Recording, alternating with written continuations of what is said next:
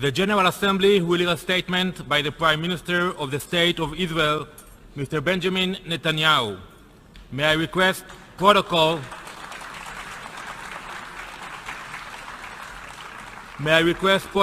to escort His Excellency.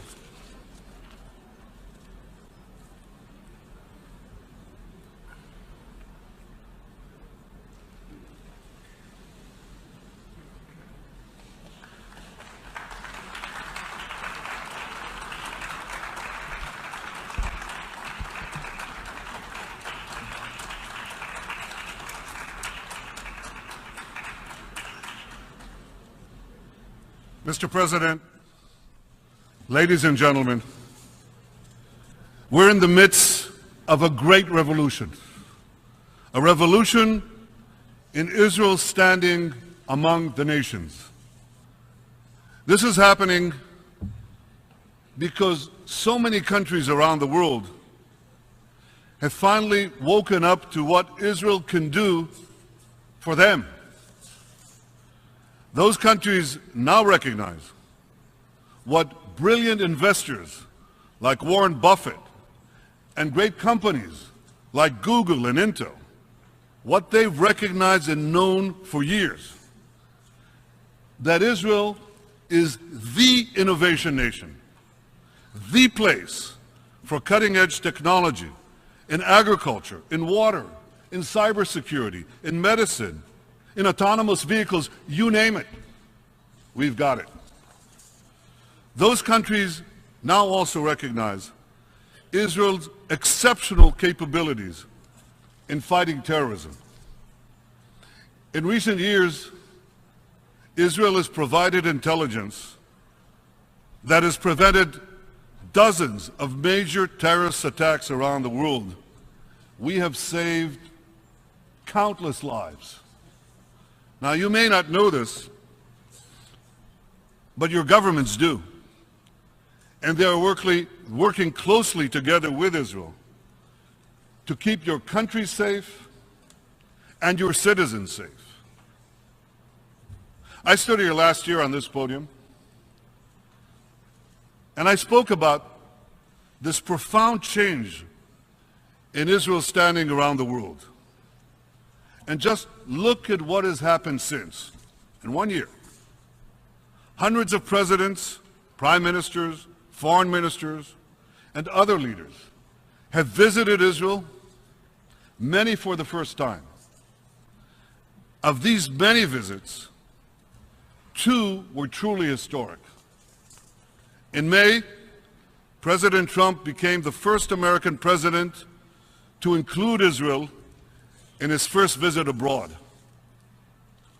President Trump stood at the Western Wall, at the foot of the Temple Mount, where the Jewish people, or rather the Jewish people's temples, stood for nearly 1,000 years. And when the president touched those ancient stones, he touched our hearts forever. In July, Prime Minister Modi became the first Indian Prime Minister to visit Israel. You may have seen the pictures. We were on a beach in Hadera. We rode together in a Jeep outfitted with a portable desalination device that some thriving Israeli entrepreneur invented. We took off our shoes, waded into the Mediterranean, and drank seawater that had been purified only a few minutes earlier. We imagined the endless possibilities for Israel, for India, for all of humanity. In the past year, Israel has hosted so many world leaders, and I had the honor of representing my country on 6 different continents. 1 year, 6 continents. I went to Africa, where I saw Israeli innovators increasing crop yields, turning air into water, fighting AIDS. I went to Asia, where we deepened our relations with China and with Singapore, and expanded our cooperation with our Muslim friends in Azerbaijan and Kazakhstan.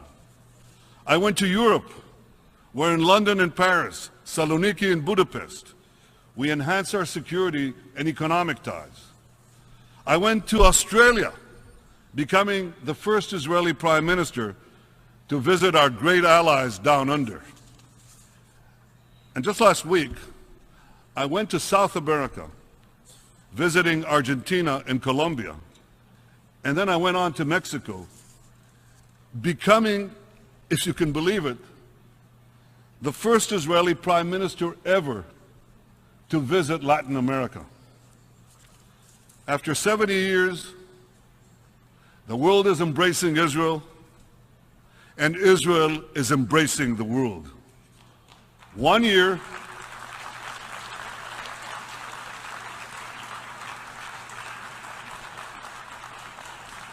one year, 6 continents. Now it's true, I haven't yet visited Antarctica, but one day I have to go there.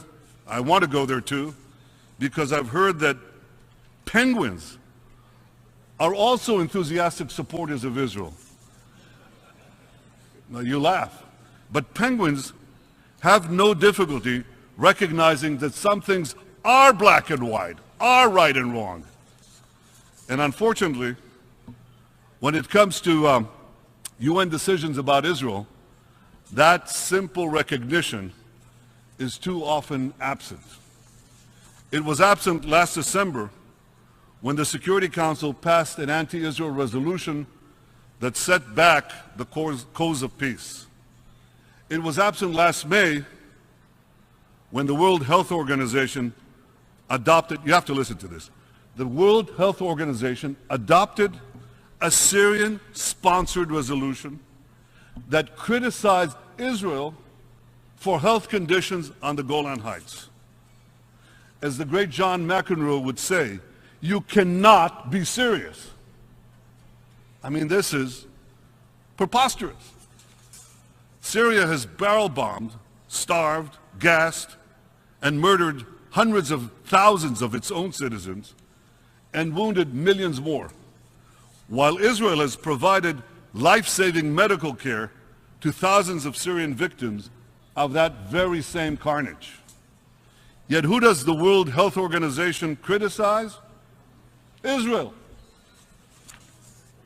So is there no limit to the UN's absurdities when it comes to Israel? Well, apparently not. Because in July, UNESCO declared the Tomb of the Patriarchs in Hebron a Palestinian World Heritage Site. That's worse than fake news. That's fake history.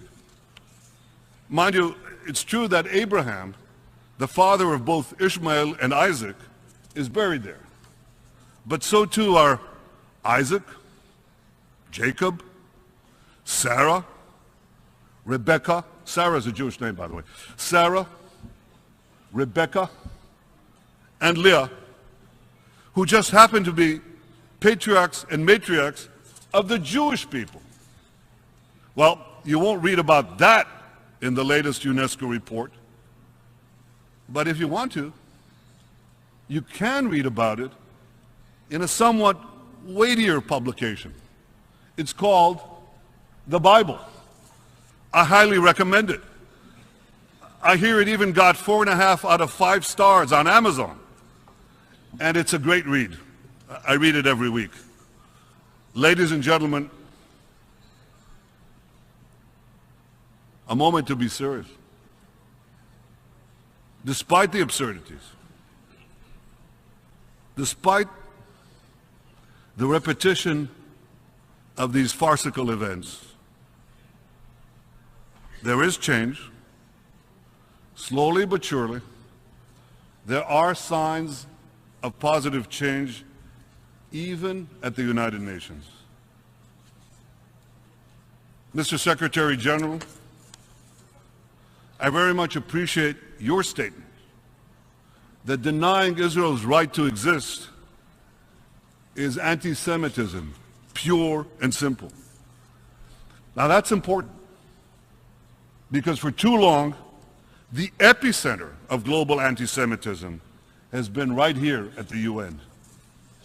And while it may take many years, I'm absolutely confident that the revolution in Israel's ties with individual nations will ultimately be reflected here in this Hall of Nations.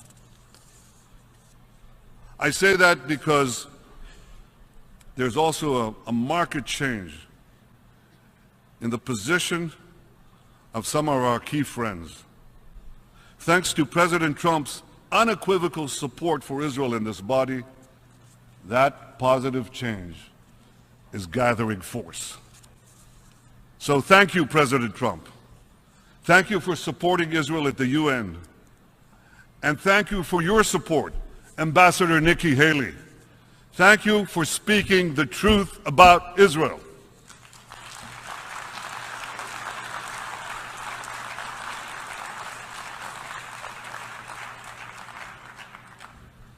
But ladies and gentlemen, here at the UN, we must also speak the truth about Iran, as President Trump did so powerfully this morning. Now, you know, I've been ambassador to the UN,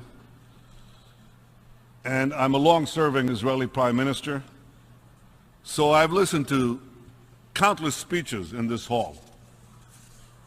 But I can say this: none were bolder, none were more courageous and forthright than the one delivered by President Trump today. President Trump rightly called the nuclear deal with Iran, he called it an embarrassment. Well, I couldn't agree with him more. And here's why. Iran vows to destroy my country every day, including by its chief of staff the other day. Iran is conducting a campaign of conquest across the Middle East, and Iran is developing ballistic missiles to threaten the entire world. 2 years ago, I stood here and explained why the Iranian nuclear deal not only doesn't block Iran's path to the bomb, but actually paves it.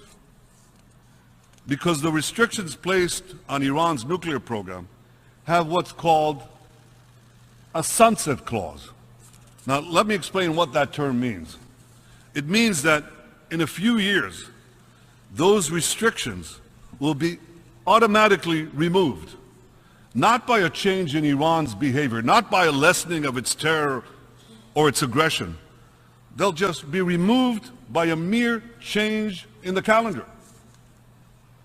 And I warned that when that sunset comes, a dark shadow will be cast over the entire Middle East and the world, because Iran will then be free to enrich uranium on an industrial scale, placing it on the threshold of a massive arsenal of nuclear weapons.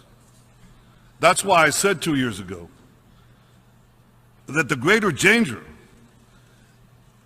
is not that Iran will rush to a single bomb by breaking the deal, but that Iran will be able to build many bombs by keeping the deal. Now, in the last few months, we've all seen how dangerous even a few nuclear weapons can be in the hands of a small rogue regime. Now imagine the danger of hundreds of nuclear weapons in the hands of a vast Iranian Islamist empire with the missiles to deliver them anywhere on earth.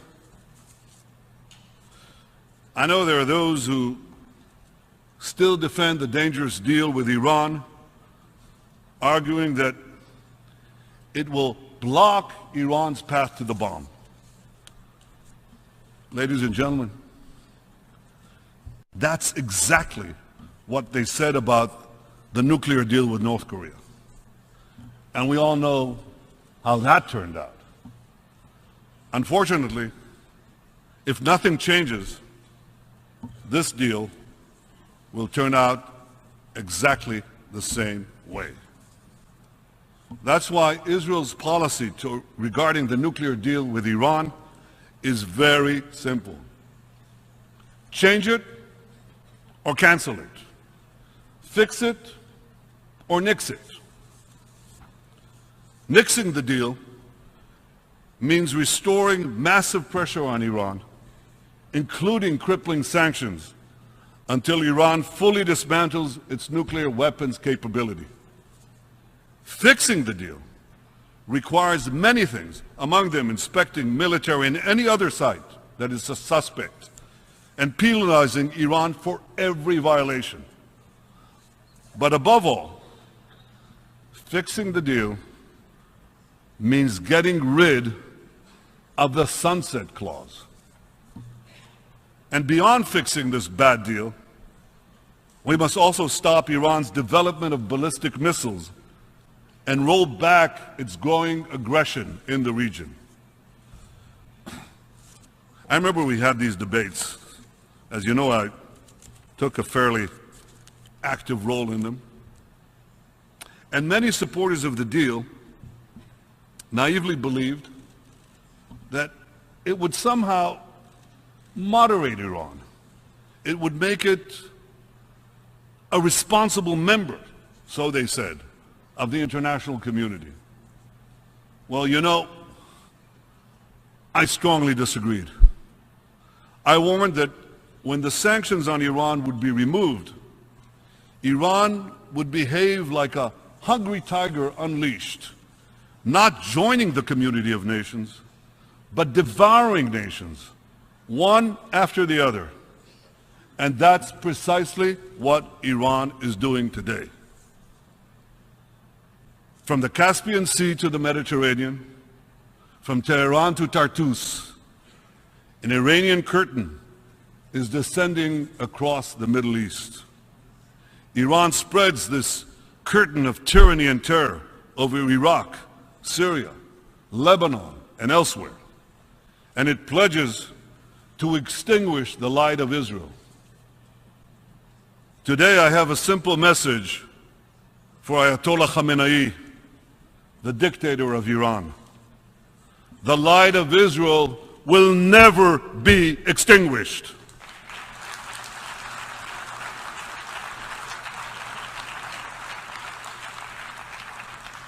Netzach Israel lo yeshakir.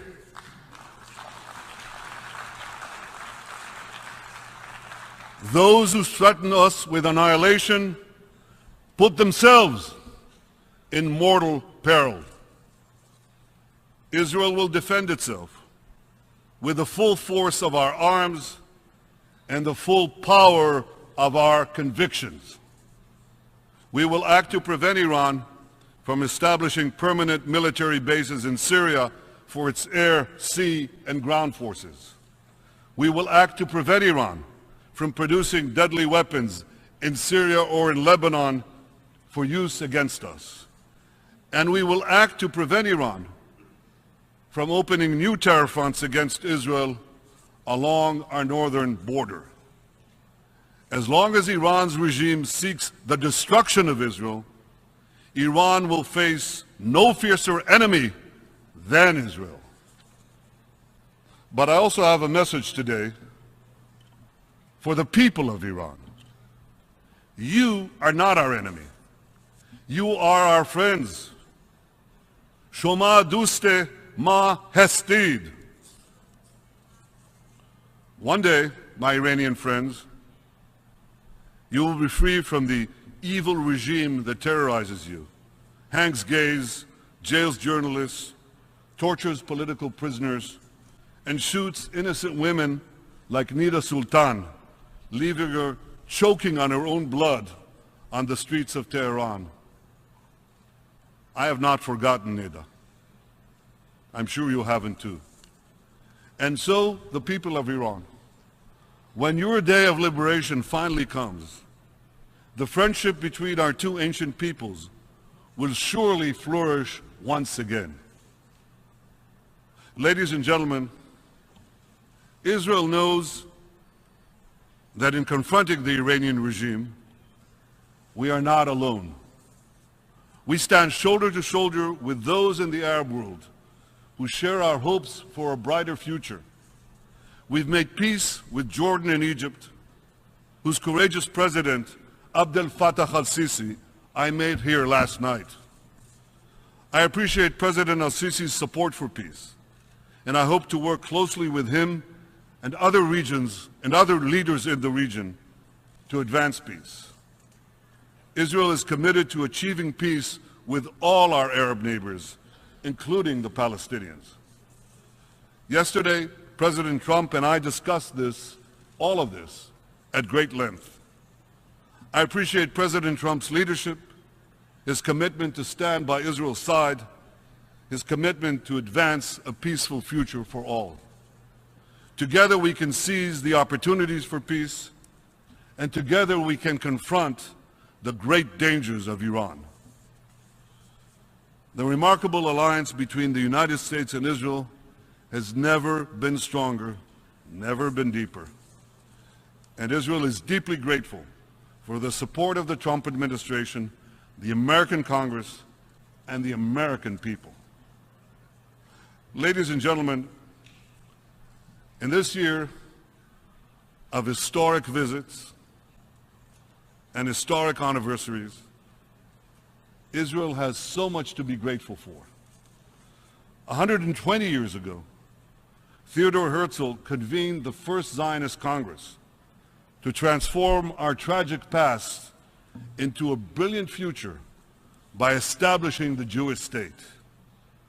100 years ago, the Balfour Declaration advanced Herzl's vision by recognizing the right of the Jewish people to a national home in our ancestral homeland. 70 years ago, the United Nations further advanced that vision by adopting a resolution supporting the establishment of a Jewish state. And 50 years ago, we reunited our eternal capital, Jerusalem, achieving a miraculous victory against those who sought to destroy our state. Theodor Herzl was our modern Moses, and his dream has come true. We've returned to the Promised Land, revived our language, ingathered our exiles, and built a modern, thriving democracy. Tomorrow evening, Jews around the world will celebrate Rosh Hashanah, the beginning of our new year. It's a time of reflection, and we look back with wonder at the miraculous rebirth of our nation. And we look ahead with pride to the remarkable contributions Israel will continue to make to all nations. You look around you, and you will see these contributions every day. In the food you eat, the water you drink, the medicines you take, the cars you drive, the cell phones you use, and in so many other ways that are transforming our world. You see it in the smile of an African mother in a remote village who, thanks to an Israeli innovation, no longer must walk 8 hours a day to bring water to her children. You see it in the eyes of an Arab child who was flown to Israel to undergo a life-saving heart operation. And you see it in the faces of the people in earthquake-stricken Haiti and Nepal who were rescued from the rubble and given new life by Israeli doctors. As the prophet Isaiah said, "Unetaticha or lagoyim liot yeshuati ad ktseh haaretz." I have made you a light unto the nations, bringing salvation to the ends of the earth. Today, 2,700 years after Isaiah spoke those prophetic words, Israel is becoming a rising power among the nations. And at long last, its light is shining across the continents, bringing hope and salvation to the ends of the earth. Happy New Year, Shana Tova from Israel. Thank you.